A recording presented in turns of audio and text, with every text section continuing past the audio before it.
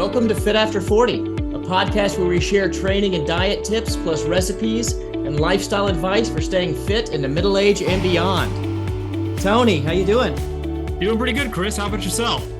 I'm doing well. Looking forward to hearing about the No Business 100. Who have you got with us today? Yeah, I'm pretty excited. We got two other guys that ran the race with me. It's Taylor Davidson and Jim Byhofer. And we had a pretty good time out there on the trails, and it was beautiful weather. It was a really good time, and I'm looking forward to hearing what they have to say about the race. Welcome, Taylor, and welcome, Jim. Let's go ahead and get things started. Tell us a little bit about where the race took place and what the course is. Well, it took place about 30 minutes outside of Jamestown, Tennessee, what's on the Kentucky border. Basically, a little bit in between Knoxville and Nashville. The course is just an awesome course. It's like nowhere else in the Southeast. It's a lot of sandstone and limestone arches carved through this big gorge. What's the Big South Fork area? Yeah, it's a beautiful course. I had such a great time out there. It's I think the description that some people said that it's the that park, that area is out there would be like Moab if there weren't trees. Basically, it's such amazing rock formations and that sort of thing. What about you, Taylor? What did you think of the course and what keeps you coming back for more of it? As a side note, Taylor, this was your third running of the race, correct? Yeah, it's my third finish, and there's a lot that brings me to that area. I actually got married in Jamestown, Tennessee, which is right outside of where the race is. And I've always loved that area. It's just a beautiful area and just unique rock formations, creeks, river. The weather there is awesome and something that I love. And every time I pull into the area, I roll down the windows. Doesn't matter how cold, wet, rainy, is the smell of the area because there's just trees and abundant forest, and it's beautiful.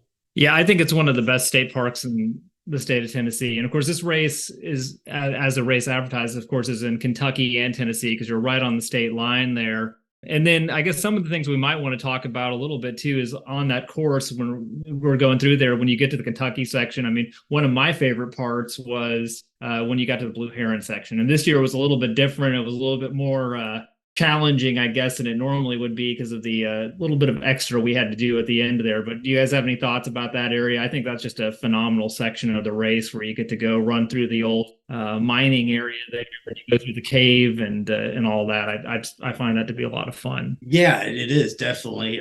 It's one of those things where he added that loop on throughout the years of running the race. And I think it's a really good loop what he added on in that Blue Heron section of the old mining now, going through the Eye of the Needles. And yeah, it was a shock to all of us. You know, there's an old bridge, what they use for mining. Normally we get to run across and you get to another race through there. It's the start. Well, it's the finish of Yamacraft. So it's a really neat thing going over, roughly, I would say, what do you think, Taylor? About 300 to 400 feet above the. Yeah, it's a river. Huge, beautiful bridge. Yeah. It was a bummer to not get to cross it, but at the same time, when they first said we were going to be crossing that river, I was a little bit worried because it's a wide river and I thought it would be really deep, but I kind of liked it. It wasn't, I don't think it ever got over knee deep, and I thought it was a cool add-on to the race this year. I wouldn't mind if it stayed like that. Yeah, especially if it was high. Yeah, I love creek crossing, river crossings. I think it adds a little bit more challenge to the, little run. It's a little bit more mental to a lot of people, getting their feet wet, getting their socks wet. Some people were talking about taking their shoes off and taking socks off and all that. And it's just like people grabbing the ropes. And I found this, straight line and wind, and I was probably about 100 feet away from the rope when I crossed it. I saw that in the pictures. I was looking at the pictures and it was like, everyone's right by the rope, but Jim's way off in the other side. And I also saw a picture of a guy who put a contractor bag up like over his feet and was wobbling through the river. I thought that was pretty funny. That's awesome. Yeah, that's pretty funny. I always actually, when I first started ultra running, I sought races that had water crossings because I think that's like part of the charm of a race. I guess the next thing I'd like to kind of move on to though too is about the organization of this race. And we've all run a lot of races, and everybody knows that the difference between a well-organized race and a poorly organized race, and that makes all the difference in the world. I personally think this one stands out as being pretty good, but I'd love to hear y'all's thoughts about that. Taylor, what do you think about the organization of this race and like just the general setup about it? Yeah, Brian and Shelly know what they're doing, and they're awesome people, and they put on awesome events. From the aid stations to the course marking, just everything in between, it's done amazingly. It kind of spoils you because then you go off to a different race, and I'm not going to talk trash about any races, but they just do so well that it spoils you. Yeah, I can agree more. No Business was my first race back in 2020, and I kind of thought all races should be like this. I mean, you go to the aid stations and they're there to help you. That's all they're wanting to do. I mean, yikes, they have espresso makers, they have steak, they have chicken and dumpling soup, homemade chocolate chip cookies. I mean, you can name it. These volunteers are out there for the week and enjoying not just, us coming in, but they're enjoying themselves and watching us. And this is what they look forward all year long to do this. And you can tell. And yeah, Brian and Shelly, they just do a heck of a job. You can't go it's in their hearts of doing this race. I know it's hard for them that, they have I think 5 kids. Yeah. And they both work full time, I think, still. Correct. And so it's amazing what they can do. And actually, like getting to those aid stations, Taylor, it actually made me think about you because I think you had a little bit of a few incidents that happened through the race, and we can talk about the crazy guy running with a space blanket out of Duncan a little later. But at Duncan, I mean, what a great example of how good these aid stations are, because you were down and out, and they actually had a physician there on hand to help you. You could, I guess, relay a little bit more about what that was like. Yeah, I forget do you know his Derek. name? Derek. Yeah. He's been there the past 3 years that I've been there, but I think longer than that, maybe the history of the race. I'm not for sure it's a history, but he's been there, and talk about somebody, he grew up in the area. That is his place. And he's in there. And I think his mom attempted the race maybe 2 years ago. So, he has a heart in the race. I volunteered last year, sweeping, and then I swept up to his aid station. And what was that, Blue Heron, and tear down with them. And I mean, talk about just somebody who's just in there for the love of it. And he has definitely bandaged people up. He's given stitches to people on the course to make sure they keep on going. So and just always just a calming presence that you come in. I never want to need him, but I find myself needing him every year for some reason, whether it's poor preparation or whatever. This year it was a knee problem, then a stomach problem, and he was the man. He kept me going, and probably one of the reasons I finished, for sure.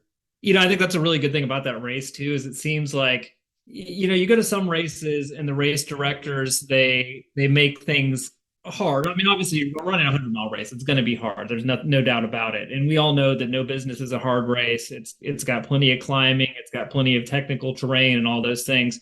But the difference is instead of a race director that wants to see, some, large percentage of the runners fail, and like that's part of what makes them happy, or what they can advertise about the race. It's so hard. Only so many people finish. You can tell that Brian and Shelly have set this race up in a way, and all the volunteers, that they want to get as many people to reach their goal as possible. They want people to feel that experience of knowing they went 100 miles and doing it. And the whole mission, it seems like, of that entire crew is to, within the rules, I mean, it's not like they're making it easier for people, but they're just providing the support that's going to get as many of those people across the line as possible. And I think that is an awesome way to run a race. I guess next we kind of move into, both of you kind of come with some like all of us, I mean, the idea of this podcast is about people kind of in middle-aged, doing kind of amazing things like running 100-mile races. And it's difficult because everybody at our age is at kind of the peak of their career. They have to work a lot. We have kids, we have families and stuff like that. So trying to fit in the type of training that you need to do a 100-mile race into like just the complexity of like everyday life. Like, how do you go about doing that, Jim? Because you've got a lot going on. Plus your wife is also an adventurer and an endurance athlete. So, and we'll probably have her on a later episode because she does a lot of exciting things, but you guys have a crazy schedule. You have to kind of match up there. I know. Well, I'm probably the worst person to ask about this because what happens is my training doesn't happen. I'm just dumb and stubborn. I'll just keep on going. But that's kind of the fun of it. It's like, how far can I really push myself? Because that's the whole thing. It's, with running, well, you guys run. I don't. I just power hike. Is that, how far can you push? It's such a mental game after a certain point. It's just like you have to have that will. You have to have that why to keep you moving. Especially, I mean, you look at Taylor this year, and he was out. He called it. He called it DNF. But you know what? What happened? He woke up an hour after, just resting, and he's just like, I'm gone. And he just didn't keep on going. He caught up to me. And he cut off an hour. Yeah, I was stumbling around in the woods, but he kept on going. That's just the whole thing. Especially when you get in these long distances, you have to have that why. You have to have that want to keep on going because it's going to happen. You're going to hit that wall. What about you, Taylor? You're a full-time firefighter, and you guys do a lot of kind of homesteading type activities, and you've got lots of side hustles going on. You've got a lot going on. Plus, you got the kids and a hockey practice, and I think you're playing hockey again now yourself. So you're doing a lot of stuff. How do you get the miles in to have the endurance to make it 100 miles? Yeah, my training is not pretty. It's also just it's a mind thing. At the fire station, I'm lucky enough to have a treadmill, and so I can do a bunch of treadmill miles, which I absolutely hate. And I can run about quarter mile around the station, staying close to the fire station in case there's a call. But a lot of treadmill work and a lot of weight work, just trying to keep my body in shape. And sometimes on the weekends, I get to sneak away from the kids and the family and run. But other than that, yeah, taking care of goats and chickens keeps you in shape. So I guess the next thing is kind of talking about the strategy you have going into a race like this. And this is where we can kind of get more into what you experienced, Taylor. It's a fun question because Chris and I were talking about this a little bit. There is strategy to some degree going into a long race like this, ultra marathons. There's some strategy to it, but as everybody says, like at some point the wheels are just going to fall off the bus and you just got to keep going. And that's, I think, does anyone ever have an experience? Maybe like some great people like Jim Walmsley, they go and just feel fresh as a daisy after doing this. But for all us mortal human beings, the wheels will fall off the bus at some point. For me, that was around halfway. And then at that point, what does it become? It's just basically, like you said, kind of a mental game. But like, what kind of strategy did you have going into the race, and how did that work out for you, Jim? I really don't think the strategy really hit until probably maybe a week or two before the race. This is like I kind of set a somewhat goal I wanted to hit, and I powered through that as much as possible, and it worked out for the most part. It probably hit me right around, what would it be? Duncan Hollow, where my ankle started giving out and my foot started giving me problems. But yeah, it's that strategy I think in that training block, when you start getting ramped up about feeling about that race, is you set those little goals out when you're training. I mean, something what I do is just like, okay, if I'm looking to do a race at X time, I try to get my pace down, below that by, 2 minutes and, a mile or so. It's just like, kind of figure that out, figure out what I want to do, what's my pace. And then, it always, like you said previously, it's just like life happens. We all work, we all have families, we all have other, priorities. It's just is like, and you just go with the punches, what needs to happen, and you just switch it around. What about you, Taylor? How do you, I guess, deal with, what was your strategy going into the race, and how did that work out, I guess, would be the question. A few days before the race, I printed out just kind of a 28-hour plan of finishing it. And I think that went out the window at like maybe Spring Branch, mile 20. And by the time I was at Blue Heron, which is mile 34, I couldn't really bend my right knee anymore. So I kind of already decided, yeah, I'm not going to finish this race, but let's see how far I'm going to go. And I was lucky that I saw a PT there working on someone else, and I asked him about doing some KT tape on my knee. He just laid me down on his table and started massaging me and spraying some stuff on me and taping me. And so then I felt great for the Blue Heron loop. Probably after the Blue Heron loop, the pain started coming back. And at that point, it was just like, all right, I'll go as far as I can. I'm for sure not going to finish. I kept on trudging along, and by the time I was coming up to Duncan Hollow, I had decided that I was going to DNF, and I shed some tears about it. It was an emotional thing. I think I've never DNF'd that race or 100, and I think it would have been harder on me than finishing for some reason. But I went into Duncan Hollow just knowing I was DNFing, and that was the first thing that I told the doctor when I got there, that I'm done. I can't move my knee. I've got to work on Monday. I've got kids I've got to take care of. So this is it. And I was happy about that. And I was glad I made it to where I were to mile 64 and at peace with being done. So, well, I mean, keep going, because you made it to mile 64, but I think it's kind of entertaining too. I mean, just the story of what happened and how you ended up out of mile 64 and across the finish line, because later on we did see a tale of a crazy fellow running around with a space blanket on, and also just as a thing, the KT tape, was that very helpful, you found, or is that a good product you found to help with your? Felt like it was. I was so sweaty and wet and slimy from all the creeks and stuff that it didn't stay on for long. So it felt like it helped at first, but then it would slowly start to loosen up and then peel off. And it really has to be tight for it to work. I've used it after the race, and I shaved my knee to make it stick good, and it's helped out with the pain for sure. So anyway, I came into Duncan Hollow knowing I was going to quit, and saw the doctor there, Dr. Derek, and told him, hey, I'm done. He asked if I was nauseous at all. I said, no, I don't do that. And so he gave me a steroid and some Tylenol. A minute later, if even, I threw that up and proceeded to throw up for 20 to 30 minutes.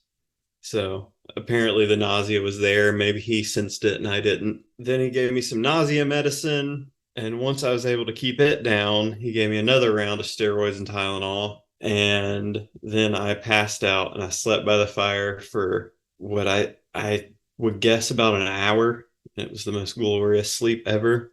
And then some angel or some figment of my imagination tapped on my shoulder and said, hey, you got to go.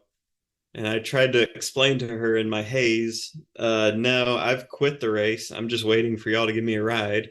And she said, there's no room, so you got to go on. You got to run. And so I got up, dazed and confused, grabbed the best quesadilla I've ever had in my whole entire life. It was barbecue with cheese and pickles. And I put on a space blanket. What are they called? The Baby sacks? No, the silver, like aluminum foil. Mylar blankets. Yeah, emergency blanket. So did they cut that for you to make it like that? I just put it over my shoulders and then put my pack on over it because I was freezing, and took off running. And then the next, I think it was 7 miles to the next checkpoint. From Duncan to Graham Gap is 9, I'm pretty sure. Well, this was, oh yeah. Duncan to Grand Gap and then to Bandy Creek. I wore it the whole way, and I was counting. I passed 24 people just running in my space blanket like a crazy person. I don't know. Just didn't feel like stopping at that point. I don't know if that lady was a real person or a figment of my imagination, but she got me going, and I credit her with the win for this race. Yeah, that's the thing is when you're up this long, and for people that don't run 100-milers, I mean, all of us got up at probably like 5 or 6 in the morning for an 8 o'clock start, and we're out there for between 29 to 30 some hours. So it's a lot of awake time. And I know my wife Joy, she was going along with me at the very end there, and I was like, "Who are those people sitting in chairs over there?" And she's like, "That's a tree, Tony." And I was like, "What about those people sitting over there in chairs?" She's like, "That's also a tree, and that's a car." I was like, "Okay." So you start to see things. So it might have been a figment of your imagination, or might have been real. Who knows? But it got the job done. So good for hallucinations. I guess the last thing, and it's thank you guys for both coming in and spending some time here talking about the race. But finally, the last thing I wanted to ask you guys is just 100 miles. What is your reason for doing it? Because it's one of those things that hurts a lot. And while you're doing it, I know sometimes in any of these races, I get to the point like, I'm never doing this again. I'm never ever coming out here again. There's just no way I'm going to do this again. And then I think I even texted Joy while I was on the course. I was like, this is great. I'm going to finish, but I'm never doing this again. And of course, now I'm like, well, next year. And then of course, Jim and I've already come up with a bunch of other crazy stuff to do. So what's your why? Why do you go out there? Why do you run? What does it bring to your life? I'll start with you, Jim. It's kind of a long story, but it goes back, Tony, you said something about Lauren, being, an endurance, athletes. And, I've been around it for, over a decade. And I've seen her, struggle with the 100-mile distance for, a period of time. I think, I'm not for sure on how many DNFs she had before she got, no business, for our first 100. And it's one of those things. This is like, I want to try this. I've been around here. I've seen the suffer from everyone of doing these races at 100-mile distance. What is it? Why are people doing this? What's the why? What's the pain of this? And I remember running no business the first time in 2020. And I think I got to my longest distance of like ever running, 50 miles, and Lawrence was like, you just ran 50 miles. This is your longest you ever been on your feet. And it's like, cool, this is awesome. And at that time, it was great. And then she was like, it was down in the holes of how no business is you go down into the, basically the gorge of Big South Fork, and it's real muddy, and the trails are just, they're just nasty down there. They're not good trails. I mean, it's just tough. It's tough running. It's just, and Lauren, we're running it together, and it's just muddy. It's awful. And she's like hating life. And I'm just, I don't know what in the world. I'm just like, this is fun. This is great. And, at that point, it's like, I enjoyed it. She's in misery. I'm in glee about this for some strange reason. And then, it's just something I think it's something I have to challenge myself to do. And it's fun. It's a challenge. It's, it's not just physical, it's mental. It's all these things you have to do. This planning you have to do. You can fake it for a little bit, but you know what? You don't know what's going to happen the next step. You might twist your ankle. It's just, you got to do it. It's just hunker down and do it. There is a why. It's just like, you have to find that pain and be happy with that pain. And that's what I like. I like that pain. It makes me feel alive. It makes me breathe. Yeah. People always think like, oh, you're just running. It's so simple. You're just running, but there's so much more to it than just running. It's and if you have crew, it's the same type of thing. It's something for the crew. Even like the whole process of running one of these races is just like all encompassing, and it's a mental challenge. It's an extreme mental challenge. And I think that's what a lot of people don't get about it. It's not just you moving your legs through the forest. You are constantly problem solving throughout one of these races. And once you get to the last half of a 100-mile race, you're really problem solving and you're fighting your brain the whole time.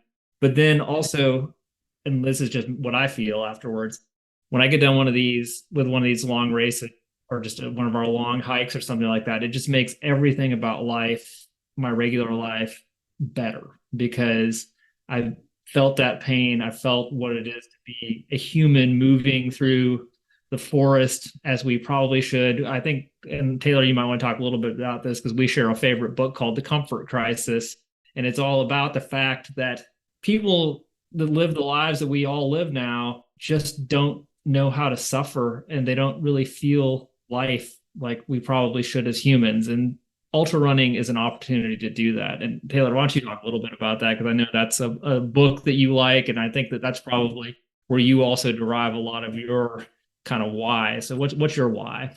Yeah, for sure. I mean, after running a 100-miler, a crappy day is nothing, because you've been in your pain cave, you've suffered, and you've been through a lot, and it takes a lot to get to the end of one of these races. But I think an easy answer would be mental health for me. I think our bodies as humans were made to hunt and run and do things that are hard. And lately the trend is to seek comfort, and I think that's bad for us. And I feel it. If I live a sedentary life, depression seeks in, and more aches and pains sink in. And when I'm out doing things like this, I learn a lot about myself, and I feel better mentally, physically. And I don't know. I hate the question, why do I do this? Because there's so many reasons, but it's hard to pinpoint it without a long conversation about it. Hard to articulate. Right. There's some truth to the whole principle of the runner's high or the flow state. It's real. That flow state, that runner's high, you can't really describe it until you are actually in it. And when you're talking about it, hours are happening and it feels like less than minutes for you. It's just something about it. You're just, and not just time, but your thoughts, what's going on through your brain. And Tony, you're exactly right on. It's like after those long days in the woods, the next day you come out of those woods and you come back to work, you come back to your family, a better person, more calm, more ingrained to the family life, into work life. It gives you a balance. What people are really lacking, I feel, on, if they're not, feeling that pain. We need it as humans to suffer. It's part of our life. It's how we are, just biologically, those endorphins, what happens when you have that pain. We should suffer a little bit as humans. Yeah, one of my favorite analogies, I guess, and we're kind of wrapping things up, but one of my favorite, analogies of ultra running is the title Billy Yang used in I think when he ran Leadville, but he called the documentary he made about himself Life in a Day. And his whole reasoning behind that was, when you run a 100-mile race, you experience everything about life compressed into a 24 to 30 some hour time period. During this race, the only reason I didn't cry when I crossed the finish line, as I told Joy, is because I did when I still had 8 miles to go. Because I was like, that was a point when I knew I was going to finish it. And I'm just in the woods. I'm tired as hell. I look probably like a raging lunatic, and I'm like just listening to some music and crying and running through the woods. And I'm like, this is wonderful. This is beautiful. This, being here, doing this, feeling this. And it's just because you get every emotion. You're ecstatic, you're sad, you're angry. Every single thing your body can feel, you're going to feel. And you're going to feel that camaraderie with the people that you're running with. You're going to feel that the camaraderie with the people you're going to meet at the aid stations and stuff like that. It's truly a great experience. And I'd like to thank you guys both once again for coming and doing it. Looks like you made it through a good portion of a bottle of whiskey. So The important thing. so that's always a good time. So it's fun here on the Fit After 40 podcast. So anyway, well, thanks again for coming in. On our website on the blog, we're gonna have some pictures from the race too, so everyone that's listening can go and take a look and see what this race looks like. If you're looking for an ultra to run, I would highly recommend Brian and Shelly's races. If you don't want to run something like 100, they have another race called Yamakra, and if you can get into Yamakra, you should run it because it's an excellent race. I've never run it, but it's kind of an iconic 50K at this point. And then No Business is also an excellent race. And that's it. Thanks for joining us.